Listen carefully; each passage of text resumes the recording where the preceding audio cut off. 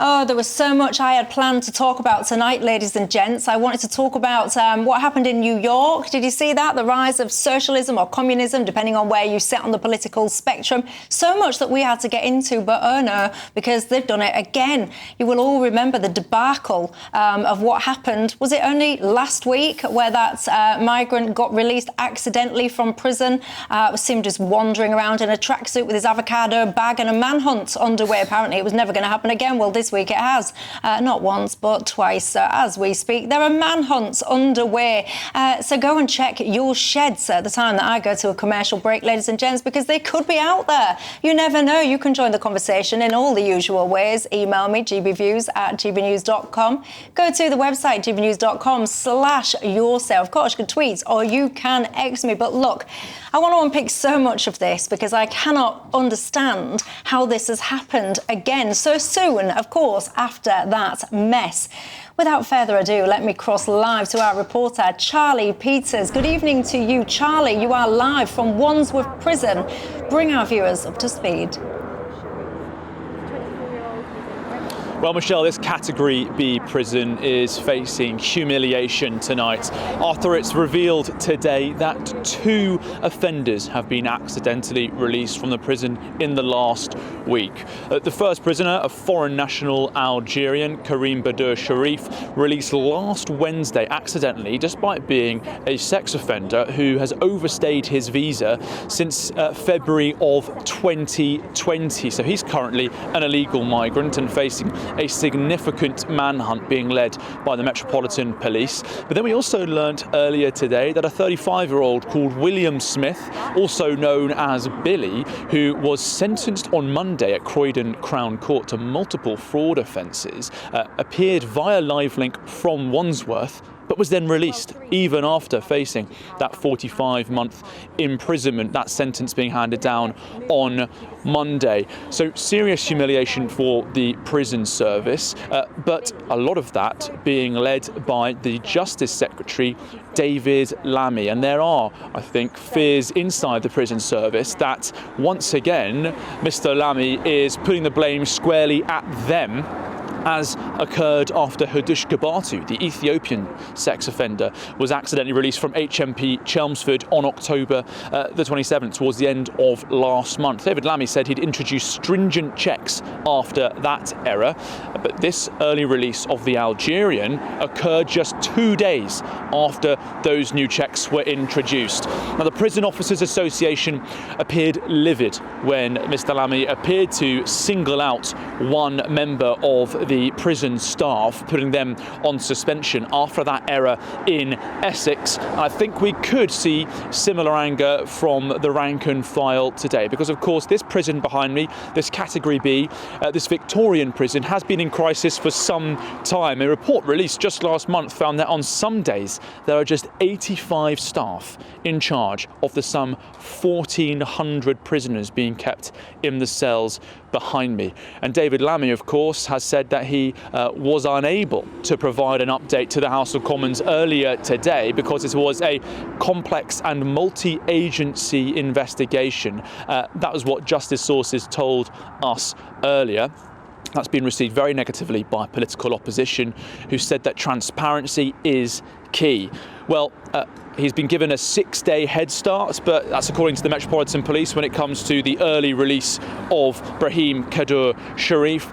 But really, Michelle, it's a 7-day head start, because while the Met were involved in launching that operation yesterday at 1 o'clock, it's the public's awareness and involvement that's going to be crucial to the rearrest and the focus on getting this Algerian national back into custody. It was a member of the public's report that led to Hadush Gabatu being rearrested at Finsbury Park 2 Sundays ago. And now finally, we have some footage of his arrest from September earlier this year. That footage now being circulated by the Metropolitan Police, as they are appealing anyone to come forward with information, as are Surrey Police for 35-year-old Billy Smith, who was sentenced to prison on Monday and accidentally released from prison on Monday.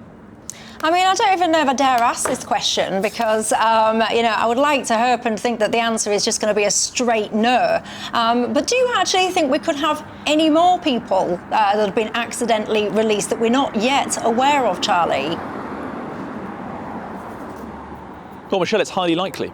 In the year March 2020 to March 2025, 262 prisoners were accidentally released. That was almost double from the previous year when 115 were accidentally released. Those figures compiled by the Prison and Probation Service at an average of about 5 a week. This is now the third day of the week, and so far we're already at 2. So watch this space.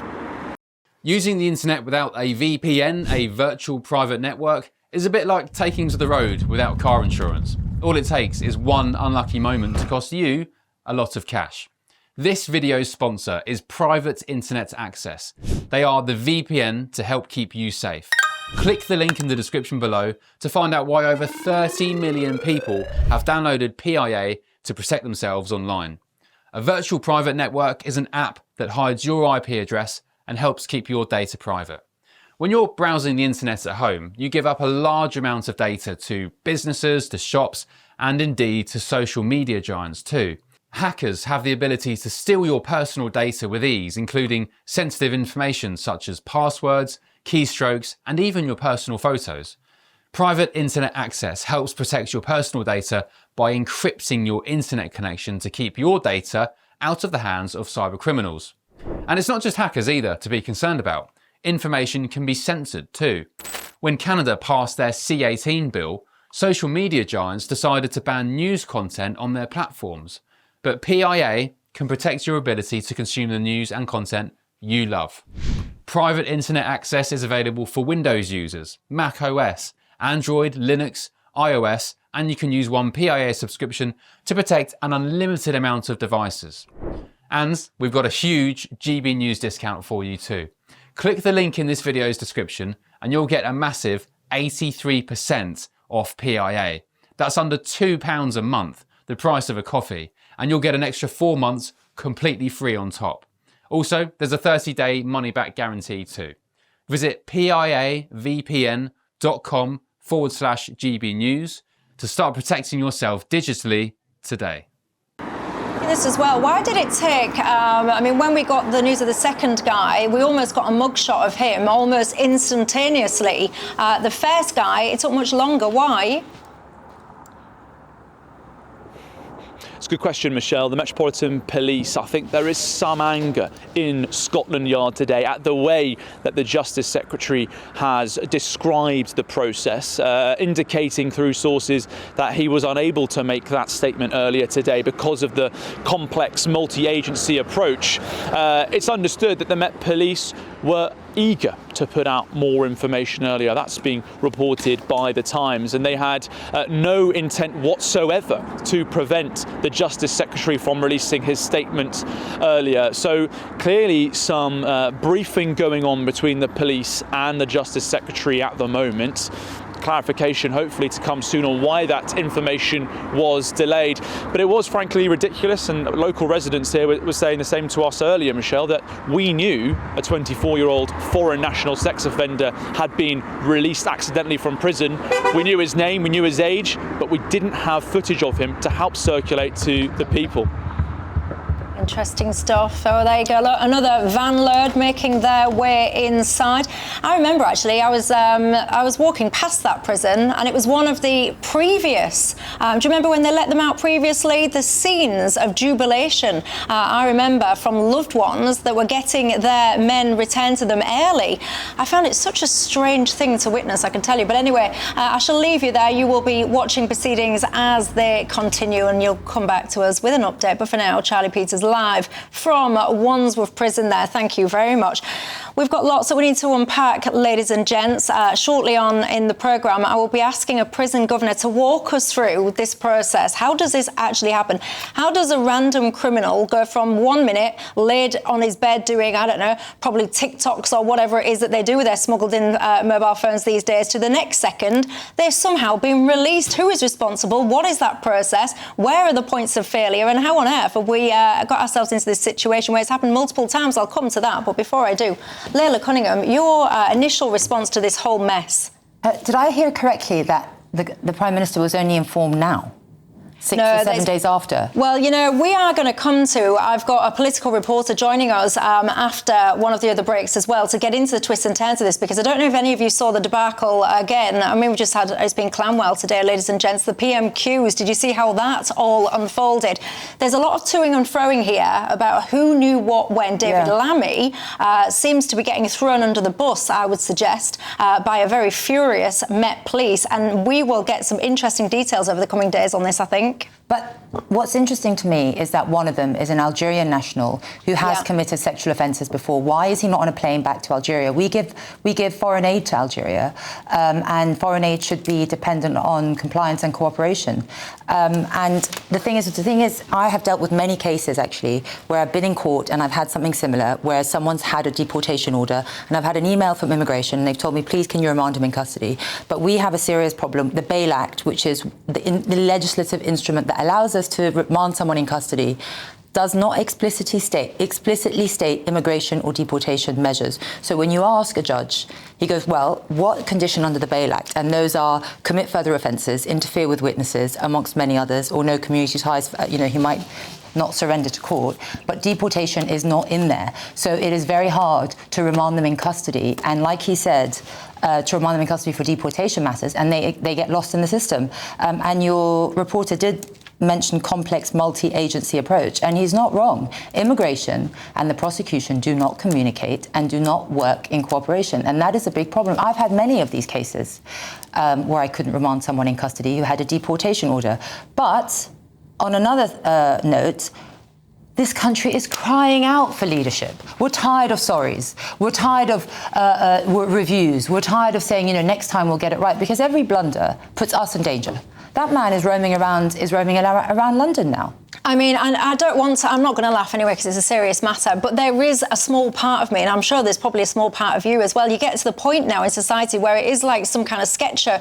We had the other day that fella that was on the not-so-small boat got sent back to France. He then came back. You almost want to laugh at that. You then had the guy that was released accidentally, having created absolute carnage and mayhem when it came to all of those hotel protests. You had him meandering along the streets with his avocado bag and his tracksuit on. It is literally laughable. And as we've just been hearing, as a reaction to that last accidental release, stringent controls were supposed to be in place. This has happened, apparently, since said stringent control. It's pathetic. Martin?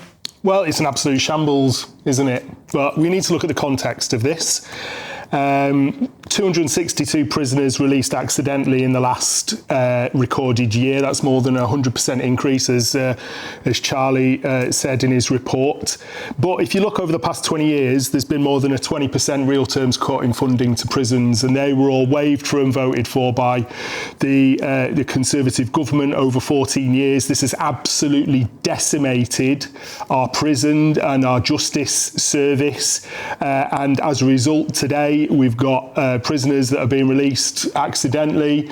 I mean, the shambles of that prisoner in Chelmsford prison when he was released accidentally. Apparently, he went back to the prison after he was released to ask the prison guards at the desk what's going on, why have they been released? Apparently he was asking they told him to go to the train station. And this is what happens. There is a multi-agency approach because some of these prisoners are being sent to detention centres to then be deported. And we don't know whether that's the case with what happened at HMP Wandsworth. That's what was happening with the prisoner at Chelmsford.